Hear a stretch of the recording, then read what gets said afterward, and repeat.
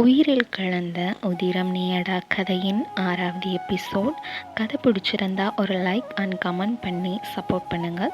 Subscribe பண்ண மறந்துடாதீங்க. சரியாக காலை 10 மணி ஆகியிருக்க குளித்து முடித்து வந்தவள் சிவப்பு நிற தாவணியுடன் தலைமுடியை உதறியவாறே வெளியே வந்து நின்றாள். அங்கே குட்டியை சிலியன் குளிப்பாட்டி கொண்டு இருக்க, நான் ஏதாச்சும் ஹெல்ப் பண்ணட்டுமா என்று கேட்க, இல்லை வேணாம்மா, முடிஞ்சுது, நீ போய் சாப்பிடு முதல்ல என்று செலியன் கயலிடம் கூற, குட்டியின் விளையாட்டை பார்த்தபடியே தலைமுடியை துண்டால் கட்டியபடி உள்ளே நுழைந்தாள் கயல்வெளி. சமையலறையில் சுட்டு 1 மணி நேரமாக ஹாட் பாக்ஸில் இவளுக்காக காத்து கொண்டிருக்கும் 2 தோசைகளை எடுத்து தட்டில் வைத்து கூடவே சட்னியும் வைத்து எடுத்து வந்து சோபாவில் அமர்ந்து உண்ண ஆரம்பித்தாள். உள்ளே குழந்தையுடன் நுழைந்தவன் குட்டியை வெள்ளை துண்டி பொதிந்து வைத்தவாறே நிற்க தட்டை ஒரு நொடி கீழே வைக்கப் போனாள் கயல்வெளி. நீ சாப்பிடுமா, வெளியே இருந்தது சூடாக இருந்துச்சு, அதான் 1 நிமிஷம் ஃபேன் கிட்ட காற்றுக்காக நிற்கிறேன், நீ சாப்பிடு.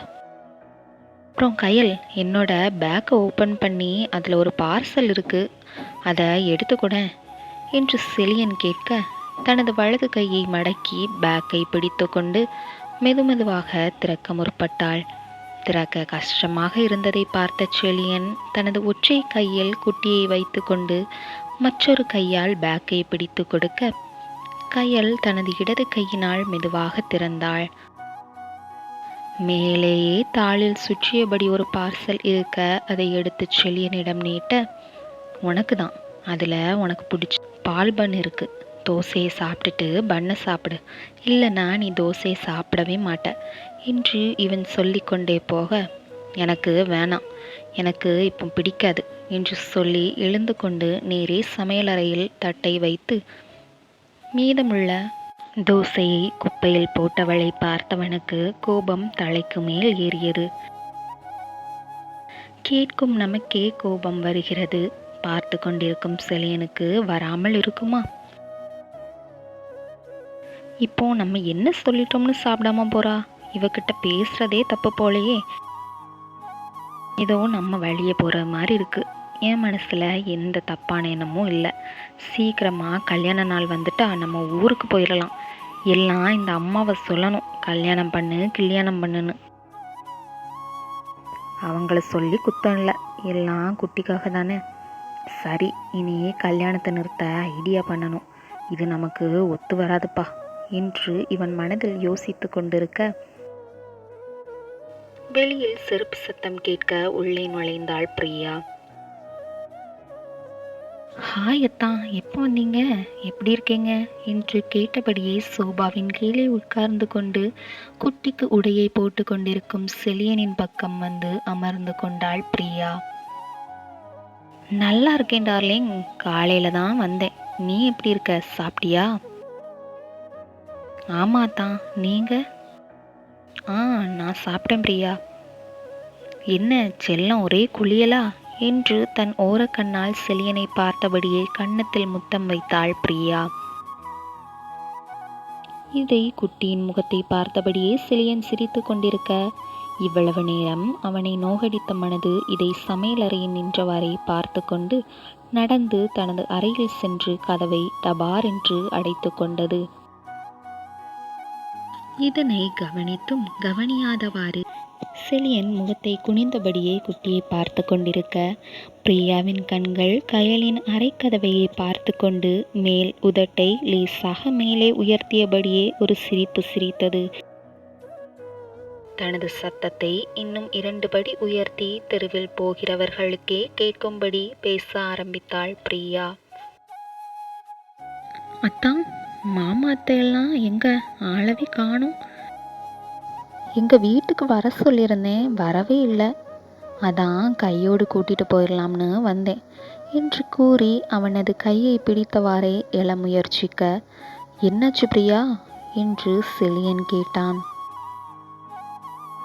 இல்லத்தான், காலில் நேற்று அடிபட்டுட்டு அதிலிருந்து கால் மடக்குனா வலியா இருக்கத்தான் என்று இல்லாத ஒன்றை இவள் கூற, இதை உண்மை என்று நம்பியவன், ஏய், அப்போ எதுக்கு கீழே உட்கார்ந்த, சோபால இருந்திருக்கலாம்ல என்று சொல்ல,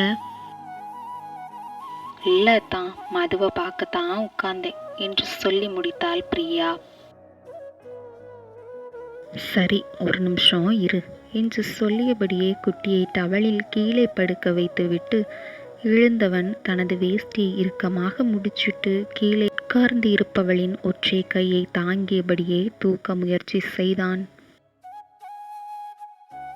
இந்த நேரத்தில் உள்ளே இருந்து வெளியே வந்த கயல் குட்டியை பார்த்து கொண்டு நேரே வந்து சோபாவில் அமர்ந்து கொண்டு தனது மொபைலை பார்க்க ஆரம்பித்தாள். கயலை ஓர கண்ணால் பார்த்த பிரியா இன்னும் கொஞ்சம் அதிகமாகவே தனது நாடகத்தை நடத்த தொடங்கினாள். அத்தான், என்னால இப்ப எந்திரிக்கவே முடியல என்று அவனது கண்களை பார்த்தபடியே இவள் சொல்ல, ஒரு நிமிடம் குட்டியை பார்க்க திரும்பியவன் சோபாவில் குட்டியின் நேரே மேலே சோபாவில் அமர்ந்து கொண்டு மொபைலை பார்த்து கொண்டிருப்பவளை பார்க்க நரம்புகள் கோபத்தால் புடைத்து கொண்டு வந்தது. இங்கே பிரியா நடித்து கொண்டிருப்பதை அறியாமல் ஒரு கையை கால் நோக்கியும் ஒரு கையை அவளது இடுப்பை நோக்கியும் அவன் கொண்டு செல்ல, அவளை தன் கைகளில் ஏந்த அவனது முகத்தின் அருகே பிரியா அவளது முகத்தை கொண்டு சென்று அவனது கழுத்தை சுற்றிலும் கை போட்டு இறுக்கி அணைத்து கொண்டாள். இது 2 நொடிகள்தான் என்றாலும் பிரியா தனது வேலைகளை சுலபமாக நடத்தி கொண்டிருந்தாள். அவளை சோபாவின் மேலே அவன் அமர்த்த அவனது உள்பனியனை பிடித்து இழுத்தபடியே அவனது கண்ணை பார்க்க அவனும் இவளது கண்ணை நோக்கினான். அவளது நிறம் கயலை விட சற்று குறைவுதான் என்றாலும் அவளது கருவிழிகள், உதடு என்று அனைத்தும் அனைவரையும் கவர்ந்தெழுக்கும் ஒருவித அழகு. கண்ணும் கண்ணும் நோக்க செழியனின் மனது கண்ணை விளக்க முற்பட்டது.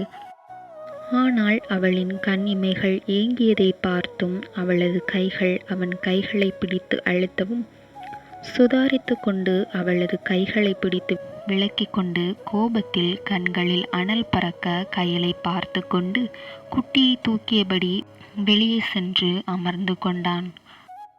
அமர்ந்தவன் குட்டியின் முகத்தையே பார்த்தான்.